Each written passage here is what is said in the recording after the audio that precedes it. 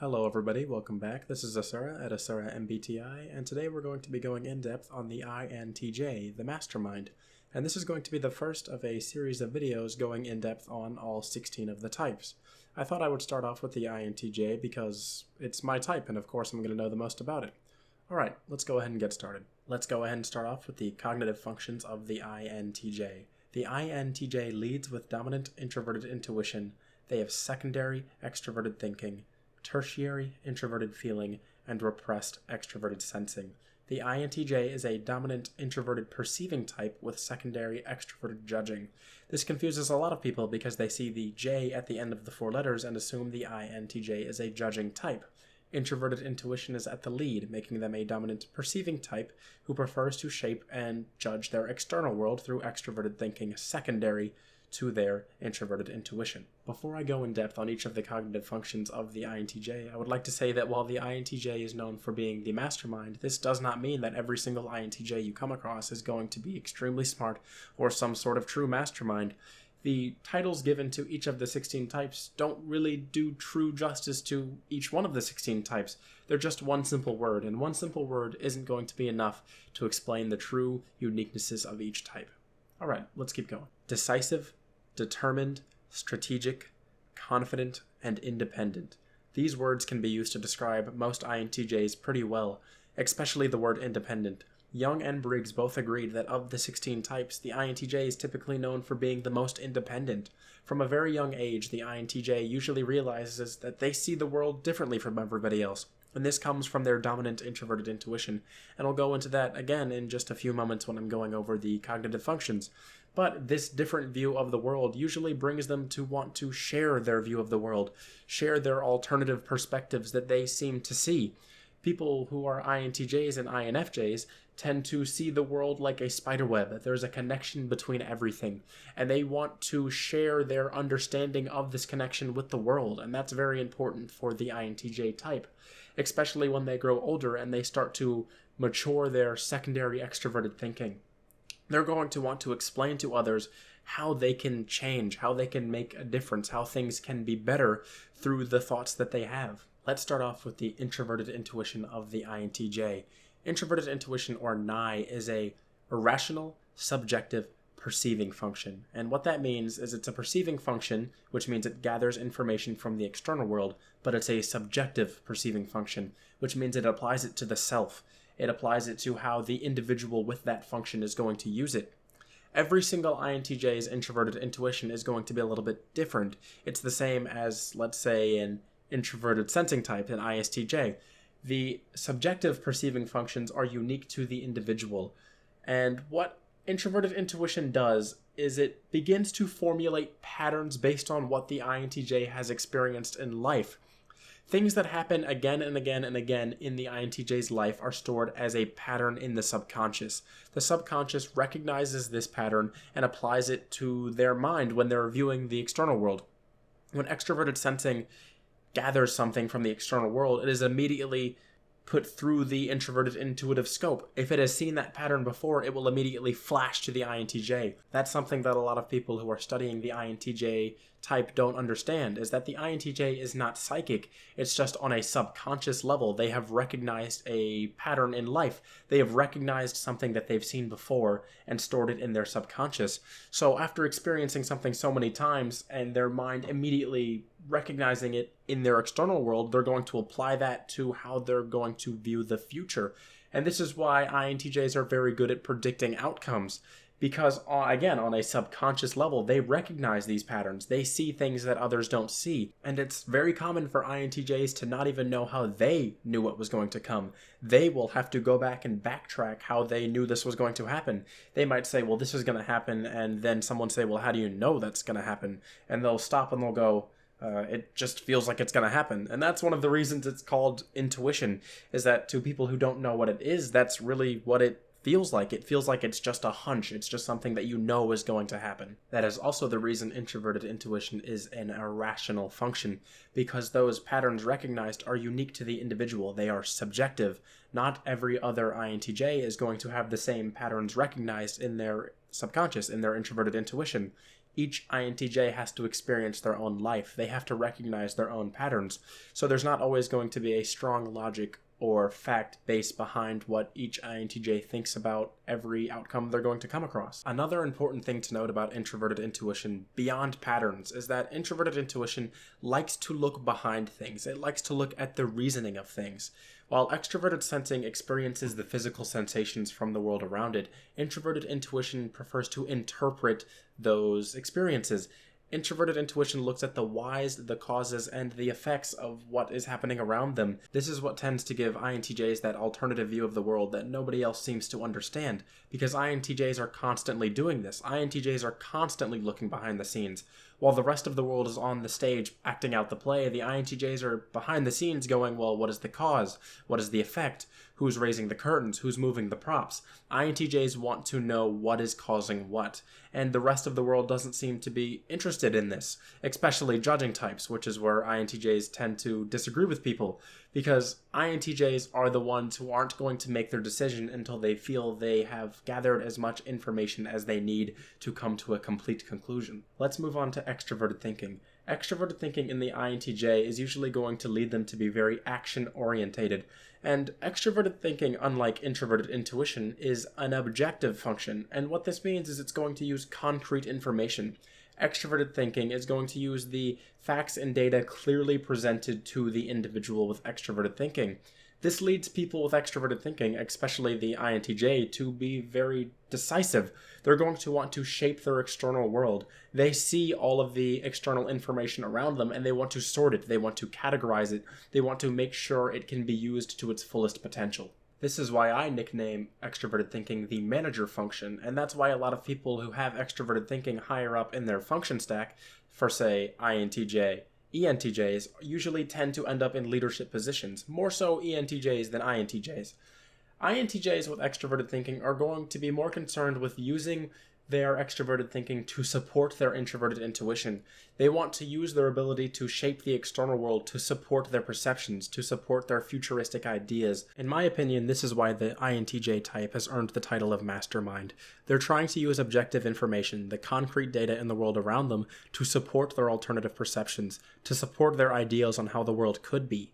ESTJs and ENTJs are more likely to use their dominant extroverted thinking to support a community-driven goal or work, something along those lines. INTJs are often trying to support their own individualistic ideas on what could be in the world around them. That being said, INTJs are usually going to be very good leaders should they choose to be in a leadership position. Not all INTJs are going to want to step up to take that kind of command all of the time. INTJs are more likely to step up to a leadership position if they feel that the person above them isn't doing it up to the INTJ's expectations. They might suddenly step up and say, hey, we should do it this way, this way, this way. They might even take over without even asking first. They're just going to go, hey, let's get this done. Taking over and being in a leadership position and wanting to do that are more along the lines of ENTJs and ESTJs with their dominant extroverted thinking.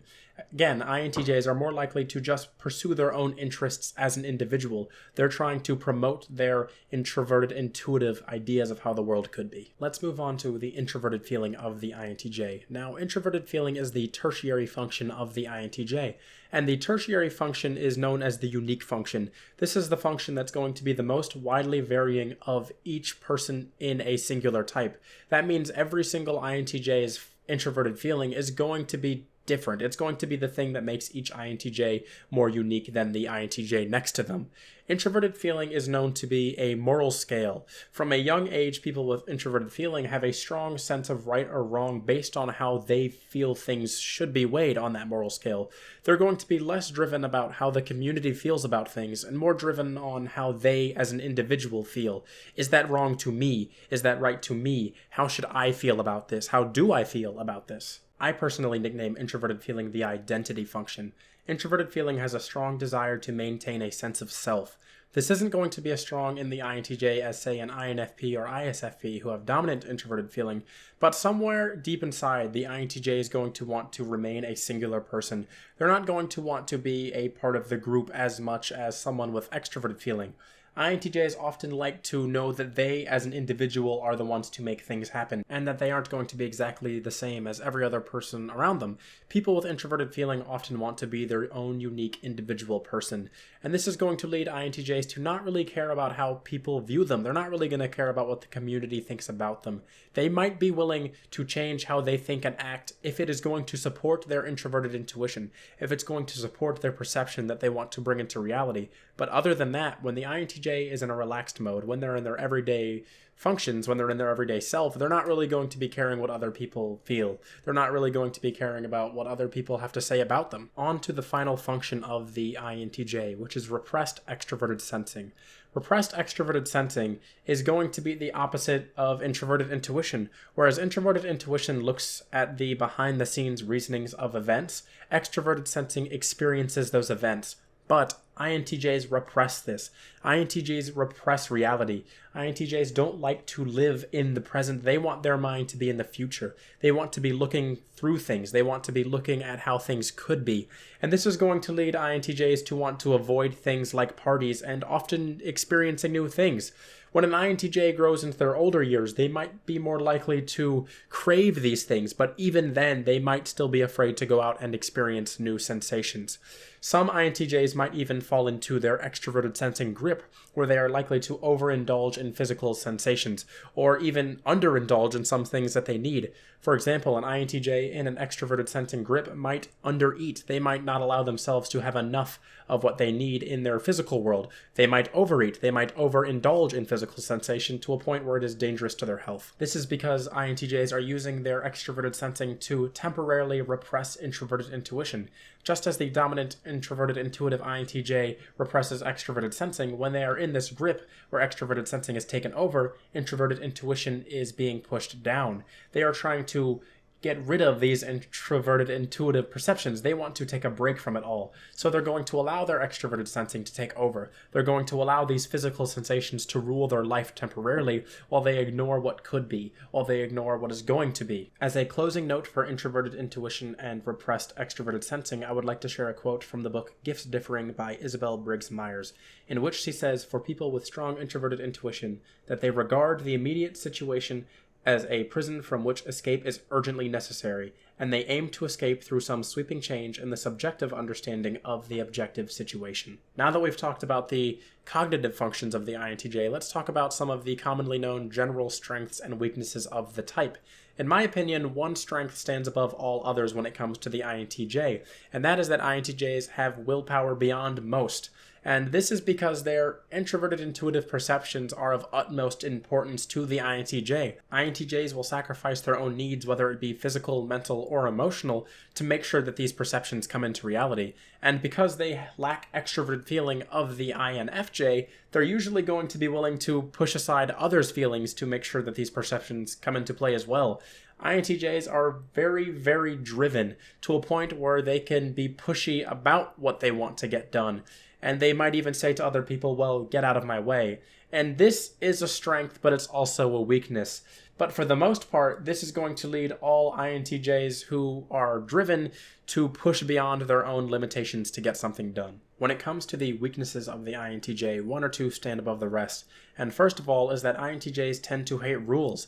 INTJs aren't going to like working in an environment where they feel everything is too structured, because with introverted intuition combined with extroverted thinking, they're going to be the ones who are going to spot weaknesses in systems. They're going to spot things that could be better if we were to do them a different way. INTJs are going to say, well, if we did this my way, it would be more efficient, it would be more productive. And this isn't going to always fly with people who are above the INTJ. Another common weakness for people of the INTJ type is romance. INTJs are going to apply their futuristic thinking and their logic to their romantic life, and unfortunately this isn't going to always be a good thing. INTJs, within a few minutes of meeting every single potential partner, are going to be able to play out the next few years of their life with that person in their mind. They're going to have a what-if scenario if that relationship would actually work, and the other person is probably not going to have any idea that the INTJ is doing this.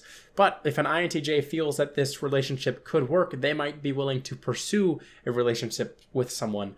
On the other hand, if an INTJ has any feeling at all that a relationship is not going to work, they're usually not going to be putting in any effort at all. They're going to be usually the ones who are avoiding people when it comes to relationships. They're going to be staying away from potential romantic relationships if they don't think that they can play out into a full-fledged lifelong decision. Alright, that's all the time I have for this video, and I hope you enjoyed this in-depth look at the INTJ. I am an INTJ myself, so this video was quite easy to do. I do plan to do the other 15 types eventually. I do not plan on making videos for the other 15 types until I have enough information on each individual type to feel like I can make a quality video for that type. The difference videos are a little bit easier because it's easier to spot the differences between two types when you're putting them next to each other. To purely explain one type is a whole different situation. At the end of this month, I'll be going to earn my MBTI Step 1 and 2 certification, and I feel like after I have earned that, I will be able to more confidently express information on the 16 types. Alright, this is Asura at Asura MBTI. Have a good one.